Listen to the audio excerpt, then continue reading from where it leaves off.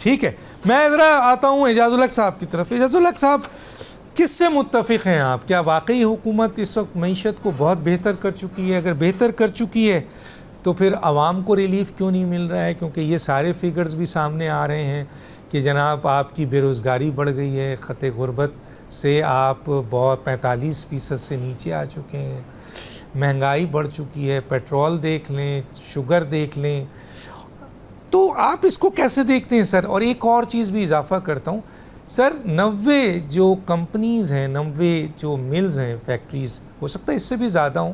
लेकिन जो मेरे पास आदाद शुमार हैं उसमें से तकरीबन 50 के करीब तो वो लोग हैं जो हुकूमत में पॉलिसीज़ बनाते हैं, प्लानिंग करते हैं, हुकूमती इख्तियारात उनके पास है, बड़े बड़े सियासतदान हैं जिनकी ये सारी की सारी कंपनीज़ हैं, और जो आदाद शुमार हैं उसमें अरबों रुपए का फ़ायदा हुआ है इस थोड़े से एक्सपोर्ट इंपोर्ट में। क्या कहेंगे सर, जो तकरीबन 50,000 से 50 लाख टन चीनी का था, आप क्या कहेंगे सर?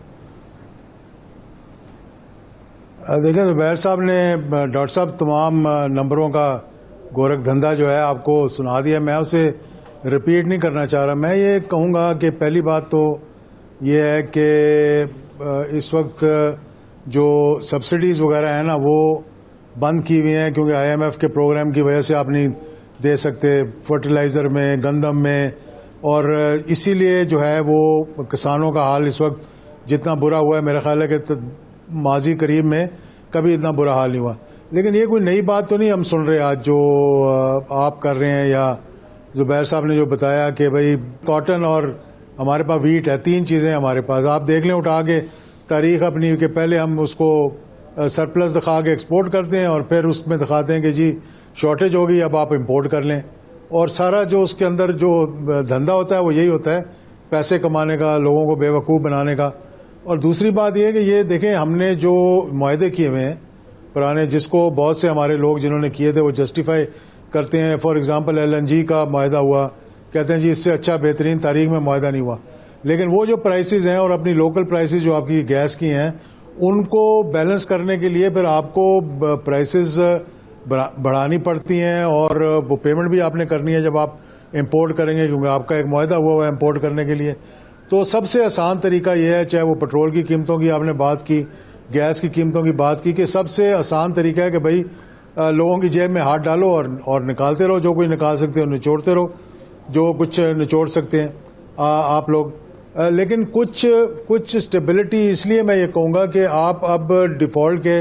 दाने से निकल गए हैं, आपका डॉलर स्टेबल है, मतलब कि आपकी ये नहीं है आप कह सकते हैं कि एक्सपोर्ट्स बढ़ी हैं। लेकिन एक चीज़ जो नज़र आई है कि तब्दीली, वो ये कि हमारी जो रेमिटेंसेस हैं वो तकरीबन 40 अरब डॉलर तक पहुंच गई हैं, और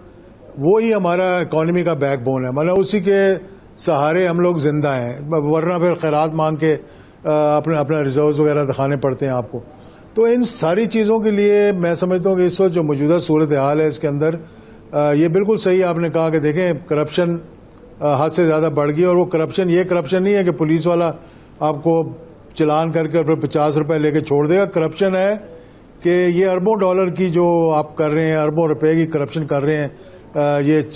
सर्कुलर जो चलाया हुआ है आपने, इंपोर्ट और फिर एक्सपोर्ट, फिर एक्सपोर्ट फिर इंपोर्ट, ये जो कर रहे हैं, और इससे जो आप अरबों रुपए कमा रहे हैं। और सही है ये बात आपकी कि वो ज़माना था 1980s और 90s के अंदर, मुझे याद है कि ये जितनी मिली थी ये सब political likings, dislikings, political affiliations की वजह से दे सकते थे। आप जितना माफिया देखेंगे, चाहे वो उस ज़माने की रूलिंग एलीट के अंदर है, चाहे वो पीपल्स पार्टी है, चाहे वो PMLN है,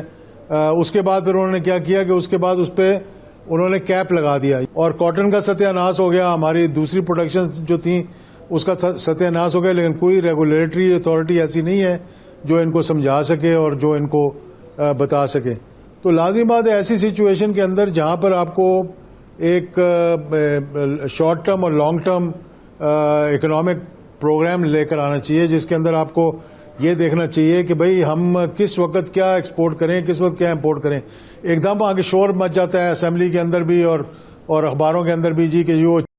सरप्लस हो गई है, अब ये ख़राब होनी शुरू हो जाएगी तो जल्दी जल्दी इसको एक्सपोर्ट कर दें। गंदम का भी यही हुआ, फिर यूक्रेन से आपने इंपोर्ट की इंटरम गवर्नमेंट के दौरान, सारी कीड़ों वाली गंदम थी, मेरा नहीं ख्याल कि किसी को खाने को भी मिली वो। तो ये बड़ी अफसोसनाक बातें हैं जो हम कर रहे हैं यहाँ पर। ये किसी को क्रिटिसाइज करने की बात नहीं है, ये बात है कि आप अपनी जो परफॉर्मेंस है, जो हुकूमत की है, जो गवर्नेंस है, उसको बेहतर करें और चेक्स एंड बैलेंसेस को बेहतर करें।